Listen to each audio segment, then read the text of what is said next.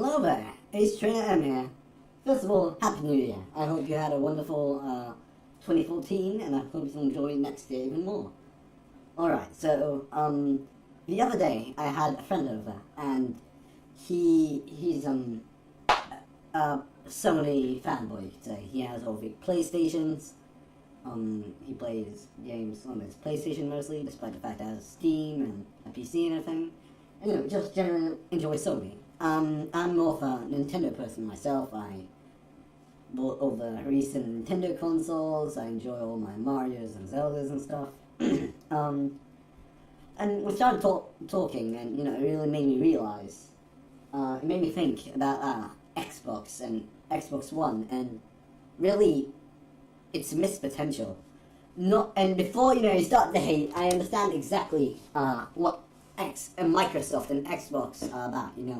There are certain exclusives, like the Halo series, which a lot of people love. But I'm here more to talk about the missed opportunities of the Xbox One, because right now it's more or less the exact console as the PS4.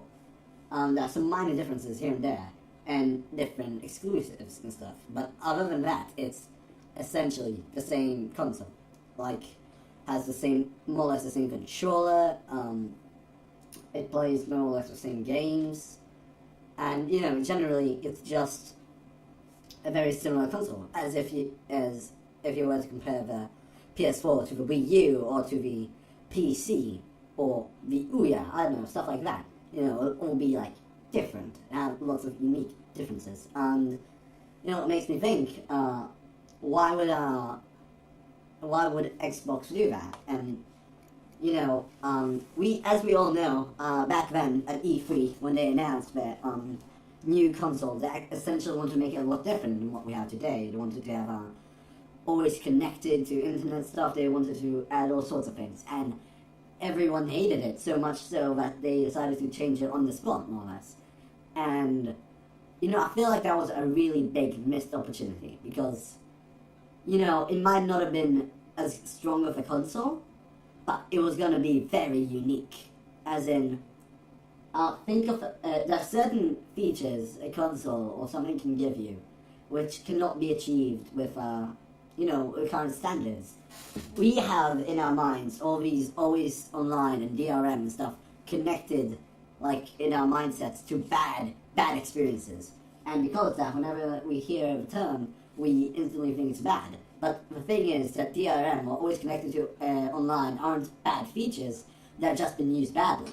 And I think the Xbox One was really going to, do it good.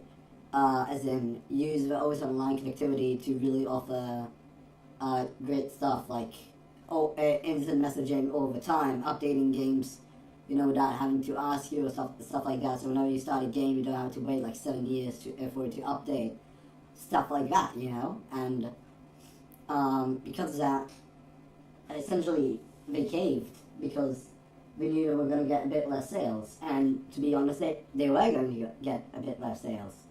Their console wouldn't have been as successful if they would have gone with that route. But it would have made their console a lot more unique. And that would have meant that a lot of people would have, spent more money, paid more attention to it. They would say, oh, that's different, or I like this feature, so I'm gonna buy this console. Because a lot of times, when there's someone, who joins gaming, essentially he doesn't know really what to do. He sees most of the games are released in both consoles, he'll think, what is cheaper, what exclusives are like, and, someone without experience, wouldn't really know what to do. Chances are probably go to, Sony, just because they've been in the market for a bit longer. I don't know. I think it's a damn shame, because as of now, I think the PS4 is like a really good, stable console. It has good games, it has good third-party support, it's a strong console. Generally, it has a lot of features, it's really well-rounded. The Wii U is, more unique, you could say. It doesn't have as great of a third-party support, doesn't have that strong of hardware, but it has some great exclusives. It has unique gameplay mechanics, using the gamepad, using all the different controllers. that, really set it apart, as well as the Miiverse feature, which is really great.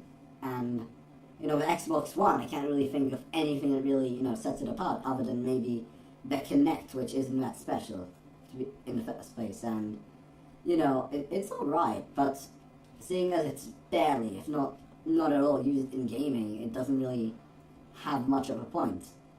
And I think that's the problem.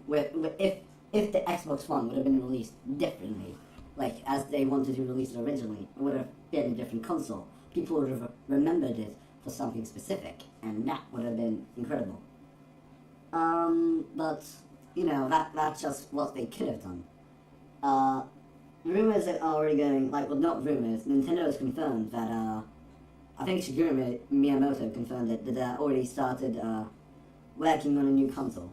We don't know when it will be released, we don't know anything, but we know they've already started development. Probably because of the really bad sales of the Wii U.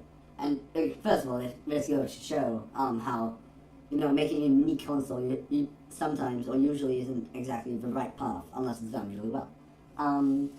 But in any case, the next generation of consoles, we're already starting to see signs of it, and we'll really get to see right then if Xbox and PlayStation, if they're gonna keep doing what they're doing, or they're gonna try and change it up or step it up a bit. Especially with the rise of mobile gaming, but it's really sweeping the market. What I like to see is a lot of integration between mobile games and console games, you could say. For example, I think Sony makes a bunch of phones, and they could probably use some pretty neat integration. Sony is already pretty great with its integration and different synergy using its consoles, like the PS Vita and the PS4 work together. Some games you can play with each other, stuff like that.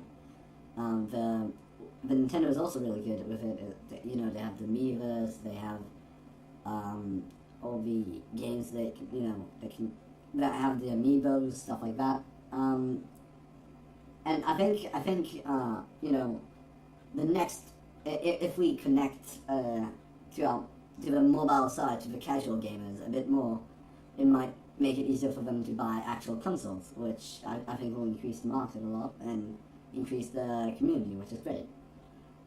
So I really think that Xbox, Microsoft should think about what they're doing and what they should do.